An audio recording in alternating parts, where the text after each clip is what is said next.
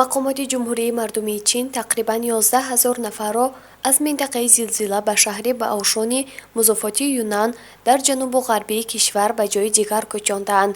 Дар ин хусус рӯзи 3 май рӯзномаи Синсинбао бо истинод ба ситоди маҳаллӣ оид ба пешгирӣ ва рафъи оқибатҳои офатҳои табиӣ хабар додааст. Ба амалиёти наҷот 2,4 000 нафар одам ҷалб карда шудааст. Тибқи ҳисобҳои пешакӣ дар натиҷаи заминларза тақрибан 2,8 000 бино осеб дидааст. мақомоти салоҳиятдор барои таъмини амнияти 38 000 нафар тадбирҳои фаврӣ андешидаанд. Барои онҳо 34 сарпаноҳи муваққатӣ ташкил карда шудааст. мувофиқи маълумоти пешакӣ дар натиҷаи заминларза касе ҳалок нашудааст. 3 нафар ҷароҳати сабук бардошта ба наздиктарин беморхона интиқол ёфтаанд. тавре маркази зилзилашиносии Аврупо ва баҳри миёназамин иттилоъ додааст. рӯзи сешанбе 2 майи соли ҷорӣ дар километри 35 самти шимолу шарқи шаҳри Баошан ки қариб 935 000 нафар аҳолӣ дорад, заминларза бо шиддати 5,3 дараҷа ба амал омадааст. маркази он дар умқи 40 километр воқеъ буд.